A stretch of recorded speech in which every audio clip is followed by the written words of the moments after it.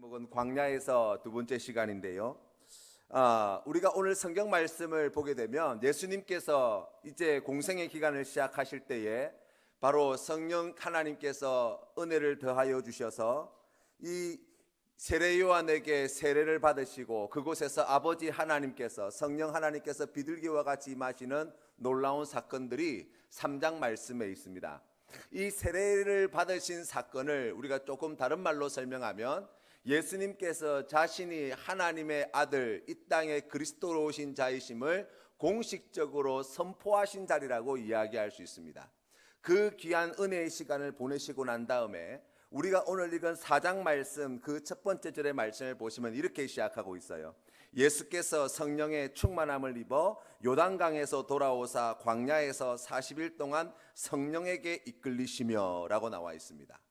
하나님께서는 이 예수님께서 이제 세례를 받으신 후에 가장 먼저 이끄신 곳, 가장 먼저 인도하신 곳이 어디냐라고 이야기하면 광야라고 오늘 성경 말씀은 우리에게 가르쳐 줍니다.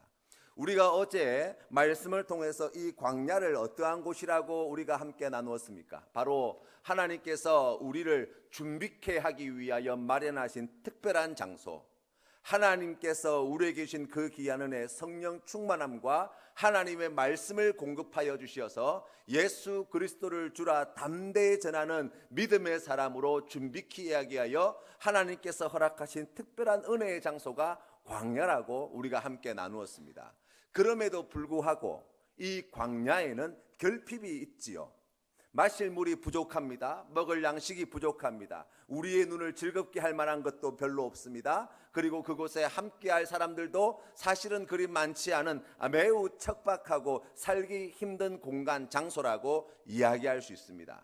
그렇기 때문에 이 광야에서 살아가는 모든 사람들은 이러한 결핍을 늘 느끼기 마련이고, 이러한 결핍은 오늘 우리가 성경 말씀에서 본 것처럼 악한 마귀가 우리를 시험할 수 있는 아주 좋은 조건이 되어진다는 것을 이야기하는 거예요. 여러분, 우리가 세상을 살아갈 때에도 마찬가지지요. 우리가 세상을 살아갈 때에도 마음 가운데 기쁨이 넘치고 행복이 넘치고 만족함을 넘치는 그러한 삶을 살아가는 사람들은 잘 없어요. 모든 사람들의 삶의 자리를 돌아보면 그 삶이 행복해 보이고 부족함이 없어 보이는 것 같지만 그 내면, 그 속내를 들여다보면 채워지지 않는 마음의 한 구석, 그 빈자리를 우리가 늘 보게 되어지는 거예요. 그런데 중요한 것은 무엇입니까? 악한 마귀는 그러한 우리의 연약함과 우리의 결핍을 그냥 버려두지 않는다는 거예요. 그것을 시험거리로 삼아서 우리를 넘어뜨리게 하기 위해서, 우리를 죄짓도록 하기 위해서 오늘도 눈에 불을 켜고 우리를 이 굶주린 사자와 같이 바라보고 달려들고 있는 그러한 영적인 싸움의 현장들을 우리가 살고 있다고 이야기할 수 있습니다. 그렇기 때문에 우리가 오늘 이 말씀을 통하여서 다시 한번 하나님께서 이러한 광야길 가운데 걸어가 있는, 광야를 한가운데 살고 있는 우리에게 주시는 이 말씀을 통하여서 우리가 어떻게 이러한 결핍의 자리 광야의 땅에서 시험에 들지 않고 승리할 수 있는가라는 것을 우리가 오늘 이 말씀을 통해서 함께 살펴보기를 원합니다. 이사야서 53장 말씀에 보시면 우리 예수님에 대하여서 이사야 선지자는 이렇게 예언합니다. 그는 실로 우리의 질고를 지고 우리의 슬픔을 당하셨거늘 우리는 생각하기를 그는 징벌을 받아 하나님께 맞으며 고난을 당한다 하였노라. 그가 찔림은 우리의 허물 때문이요 그가 상함은 우리의 죄악 때문이라. 그가 징계를 받음으로 우리는 평화를 누리고 그가 채찍에 맞음으로 우리는 나음을 받았도다 라고 말씀하고 있어요. 우리 하나님은 시험을 받으실 만한 분이 아닙니다. 우리 하나님은 시험하시는 분도 아니라고 성경 말씀은 이야기합니다. 그런데 우리가 오늘 성경 말씀을 통해서 우리 예수님께서, 하나님의 독생 성자이신 예수님께서 그 광야에서 마귀에게 시험을 당하셨다라고 이야기할 때 아이고 악한 마귀가 이 예수님도 우습게 보나, 우리가 그렇게 생각할 수 있다는 거예요. 그렇지 않지요. 이사야서 53장 말씀을 통해서 하나님께서 우리에게 가르쳐 주신 바가 무엇입니까? 왜 예수님께서 질고를 당하시고, 왜 예수님께서 슬픔을 당하시고, 왜 예수님께서 찔림을 당하시고, 왜 예수님께서 상하시고, 왜 예수님께서 괴로움과 채찍을 맞으셔야 하는가 라고 이야기하면 다 우리 때문이라는 거예요. 예수님께서 광야로 가셔서 그곳에서 줄이시고 그 험악한 길 가운데에 그 괴로운 시간들을 견디셔야만 했던 이유도 바로 우리 때문이에요. 예수님께서 그 광야에서 악한 마귀의 시험을 당하셨던 이유도 바로 우리 때문이에요. 다른 이유가 있지 않습니다. 우리의 허물 때문이요, 우리의 죄악 때문이라고 성경 말씀은 우리에게 가르쳐 주는 거예요. 다시 말하면 시험을 받지 않으시는 하나님께서 우리를 위하여 광야로 나아가셔서 우리를 위하여 마귀에게 기꺼이 시험을 당하신 사건, 바로 그것이 우리가 오늘 성경 말씀에서 보게 되어지는 시험의 이야기라고 이야기할 수 있습니다. 우리가 오늘 성경 말씀에 보게 되어지면 예수님께서 당하신 시험의 내용은 크게 세 가지라고 정리할 수 있어요. 먼저 우리 3절 말씀을 같이 읽어보겠습니다. 시작. 마귀가 이르되 내가 만일 하나님의 아들이여든 이 돌들에게 명하여 떡이 되게 하라. 두 번째 시험은 5절부터 7절까지 말씀이에요. 같이 읽어보겠습니다. 마귀가 또 예수를 이끌고 올라가서 순식간에 천하만국을 보이며 이르되 이 모든 권위와 그 영광을 내가 내게 주리라. 이것은 내가 내게 넘겨준 것이므로 내가 원하는 자에게 주노라. 그러므로 내가 만일 내게 절하면 다 내 것이 되리라. 세 번째 시험은 9절 말씀입니다. 같이 읽어보겠습니다. 또 이끌고 예루살렘으로 가서 성전 꼭대기에 세우고 이르되 내가 만일 하나님의 아들이거든 여기서 뛰어내리라 말씀하셨어요. 이 세 가지의 시험을 조금 정리해서 다시 다른 말로 바꿔보면 이렇게 이야기할 수 있습니다. 그 첫 번째 시험은 무엇으로 채울까? 누가 나를 채워줄 수 있느냐? 무엇으로 채움을 받을 수 있느냐라는 문제라고 이야기할 수 있어요. 특별히 우리의 배 말입니다. 우리의 배를 무엇으로 채울까? 누가 나의 배를 채워줄 것인가? 라는 시험이라고 이야기할 수 있어요. 두 번째 시험은 이렇게 이야기할 수 있습니다. 어떻게 내 꿈과 목표를 이룰 것이냐라는 거예요.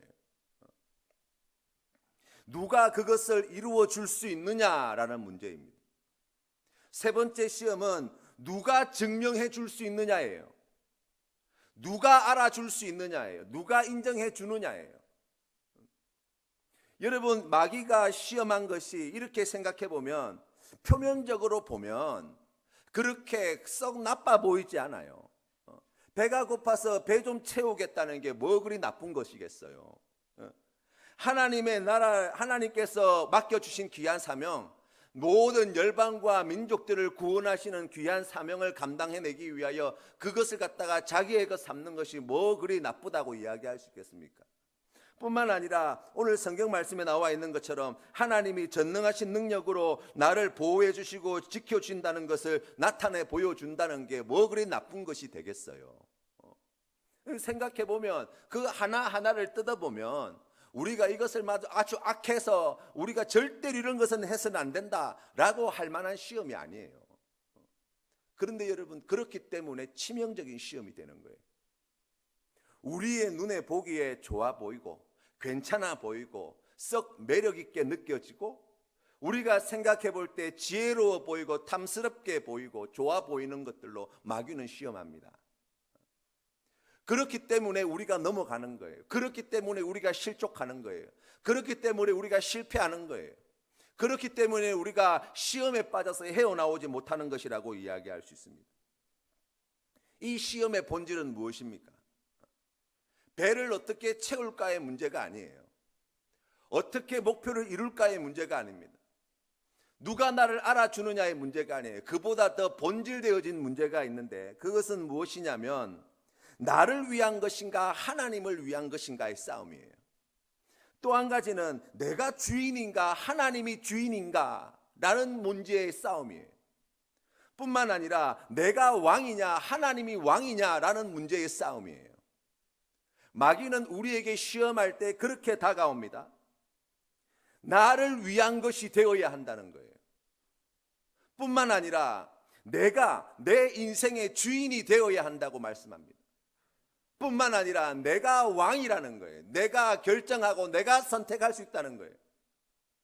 그리하여서 그렇게 선택하는 것이 지혜롭게 보이고 좋게 보이도록 이 악한 마귀는 오늘도 우리에게 끊임없이 다가와 유혹하고 시험한다라고 성경 말씀은 우리에게 가르쳐 줍니다. 사이렌이라는 괴물이 있어요. 이 바다 괴물인데요. 그리스 로마의 신화에 나오는 이 사이렌이라는 괴물이 하는 일이 뭐냐면, 항해를 하고 있는 이 뱃사람들을 이제 기가 막히게 아름다운 노래로 유혹하여서 이 뱃사람들이 정신이 거기에 쏙 빠져가지고 이제 이 바다에서 이 사이렌을 만나게 되면 스스로 바다에 빠져 죽게 될 정도로, 그 정도로 치명적인 이 아름다운 음악을 이렇게 해가지고 그 사람들을 잡아먹는 게 이 사이렌의 괴물이에요. 이 사이렌의 유혹을 첫 번째로 이겨낸 사람이 누구냐? 설이 분분하지만 그 첫 번째로 이 사이렌의 유혹을 이긴 사람은 바로 트로이 전쟁에서 큰 승리를 거두고 돌아왔던 오디세이아라고 이야기하죠. 이 사람은 이 사이렌의 그 음악 소리가 너무 궁금한 거예요. 집으로 돌아갈 때 사랑하는 아내의 품으로 돌아가기 위해서 반드시 사이렌이라는 이 괴물이 있는 곳을 지나가야 되는데 그 소리가 너무 궁금한 거예요. 그래서 이 사람이 내는 장깨가 뭐냐면, 이 뱃사람들의 귀에다가 전부 그 귀를 갖다가 듣지 못하도록 다 밀봉을 해버리고 자신의 몸을 갖다가 돛대에 칭칭 감아가지고, 그래서 꼼짝 달싹하지 못하게 만들고 난 다음에 이 사이렌이 있는 괴물이 살고 있는 그 바다를 지나가는 거예요. 거기에서 사이렌의 음악 소리를 듣게 될 때 마음 가운데 막 바다로 뛰어들고 싶은 충동이 끊임없이 밀어닥쳤지만 이 몸이 온몸으로 다 줄로 매어져 있으니까 거기에 묶여가지고 그렇게 하지 못했지요. 그래서 그 유혹을 이겨냈다는 거예요. 그런데 그리스 로마의 신화에 보시면 이 오디세우스뿐만 아니라 이 사이렌의 유혹을 이긴 또 한 사람이 있는데, 이아손이라고 하는 사람입니다. 이 사람은 황금 양털을 구하러 다니는 사람인데, 이 사람이 이 사이렌의 유혹을 이긴 방법이 무엇이냐면, 이 황금 양털을 구하기 위해서 원정대 50명이 꾸려졌는데요, 거기에 이제 아주 기가 막히게 악기를 연주하는 그러한 훌륭한 연주가가 있었다는 거예요. 그래서 오펠레이안가요 하는 그 남자가 이 악기를 연주하게 되었지만 그 음악이 얼마나 기가 막힌지 저승사자까지도 그 음악에 감동을 하여서 이 사람의 소원을 들어줄 만큼 그렇게 기가 막힌 음악을 연주하는 사람이었대요. 그래서 사이렌이 있는 그 괴물이 있는 바다를 지나가게 되어질 때 이 이아손이라고 하는 사람은 바로 그 연주가를 세워서 그 아름다운 하프의 연주를 듣고 음악을 연주하게 되어질 때 사이렌보다 더 좋은 음악, 더 아름다운 음악을 들려주자 사람들이 그 음악에 심취하여서 사이렌의 소리를 귀를 기울이지 않고 그 음악에 심취하여서 그 유혹에 넘어가지 않고 그 바다를 안전하게 지나갔다는 거예요. 여러분, 우리가 신앙생활을 하게 되어질 때 시험은 늘 다가오기 마련입니다. 우리의 인생 가운데 시험이 없는 인생은 없어요. 그런데 우리가 그 시험을 어떻게 이기며 나아갈 것인가 라고 이야기할 때 어떤 사람들은 그렇게 생각합니다. 시험을 당할 일이 있을 때에 시험을 당하지 않기 위해서 자신을 결박하고 자신을 온몸을 밧줄로 칭칭 싸매었던 그 오디세우스와 같이 그렇게 힘들게 억지로 괴롭게 하면서 자신의 자유를 내려놓으면서 여러 가지 장치들을 마련해가지고 이 시험과 싸워서 이겨보려고 몸부림치는 사람들이 있어요. 그런데 그렇게 해가지고는 답이 없어요. 성경이 우리에게 가르쳐주는 바가 무엇입니까? 그 모든 시험에서 승리하신 분이 계시다는 거예요. 그 모든 시험을 넉넉히 이겨내신 분이 계시다는 거예요. 바로 예수 그리스도, 우리의 구원자이신 예수 그리스도를 우리가 본받아 그분과 함께 가게 되어질 때 악한 마귀의 시험을 넉넉히 이기고도 남음이 있다고 성경은 말씀하는 거예요. 예수님은 어떻게 그 시험을 이겼습니까? 라고 이야기할 때 성경 말씀에 보시면 이 4절 말씀에 주님께서는 이렇게 말씀하십니다. 예수께서 대답하시되 기록된 바 사람이 떡으로만 살 것이 아니라 하였느니라 말씀하십니다. 다른 복음서의 말씀에 보시면 떡으로 사는 것이 아니라 하나님의 말씀으로 산다고 고백하고 있습니다. 두 번째 시험에서 주님께서 하신 대답입니다. 예수께서 대답하여 이르시되 기록된 바 주 너희 하나님께 경배하고 다만 그를 섬기라 하였느니라 말씀하셨습니다. 세 번째 이 악한 마귀의 시험에 대하여 예수님께서 하신 말씀이 무엇입니까? 주 너의 하나님을 시험하지 말라 말씀하셨어요. 다시 말하면 예수님께서 하신 그 말씀의 맥락을 잘 살펴보면 악한 마귀는 끊임없이 네가 왕이라 그러고 네가 주인이라 그러고 네가 선택할 수 있고 네가 모든 것을 다 할 수 있을 것처럼 부추기지만, 그러나 우리 주님께서 하신 말씀, 우리의 배를 채울 수 있는, 우리를 만족하게 해줄 수 있는 것은 내가 아니라 오직 하나님 한 분밖에 없다는 거예요. 하나님 말씀만이 우리의 심령을 만족해 할 뿐만 아니라 그 말씀이 우리의 삶 가운데 이루어지게 되어질 때 우리의 삶이 참으로 복된 삶이 되어진다 말씀합니다.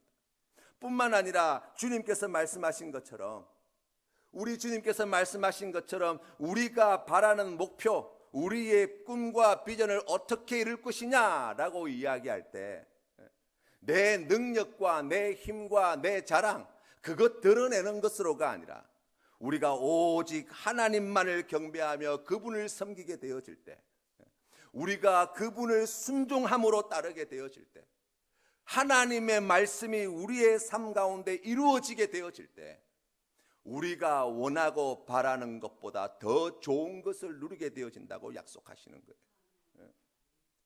우리 예수님의 이 시험에서 이기시고 난 다음에 그의 삶의 길을 돌아볼 때에 여러분, 우리가 성경 말씀에서 보게 되어지는 예수님의 모습은 어떤 모습입니까? 어찌 보면 여러 가지 시험과 질곡과 어려움이 많은 삶의 자리였다 이야기할 수 있습니다. 맞아요. 채찍을 당하셔야 했고 피 흘려 죽으셔야만 했습니다. 실패하는 것 같고 지는 줄 알았습니다. 끝난 것 같고 안 된 줄 알았습니다. 그러나 우리 하나님께서 하신 놀라우신 일이 무엇입니까? 그 죽음의 자리에서 다시 부활의 생명으로 일으키시는 놀라운 승리를 예수 그리스도에게 주신 거예요. 지금 당장은 내가 지는 것 같고, 지금 당장은 내가 손해보는 것 같고, 지금 당장은 내가 더 안 되는 것 같고 더 힘든 자리에 내려가는 것 같지만, 하나님께서 우리에게 주신 놀라운 은혜가 무엇입니까? 마침내 승리하게 하시고 마침내 일어서게 하시고 마침내 부활하게 하시는 놀라운 은혜가 어디에 있다고요? 우리 예수님께서 말씀하셨던 그 말씀의 내용처럼 우리가 오직 하나님의 말씀과 그분을 경배하고 섬기며 순종하며 나아가는 그 귀한 믿음의 삶으로 나아가는 길에 그 승리의 비결이 있다고 약속해 주시는 거예요. 사랑하는 성도 여러분, 우리가 오늘도 이 세상을 살아가게 되어질 때 악한 마귀는 끊임없이 잠깐 물러섰다가 또다시 기회를 틈타 우리에게 다가와 말할 것입니다. 무엇으로 너의 배를 채울 것이냐? 어떻게 너의 꿈과 목표를 이룰 것이냐? 어떻게 누가 너를 증명해 주고 인정해 줄 것이냐?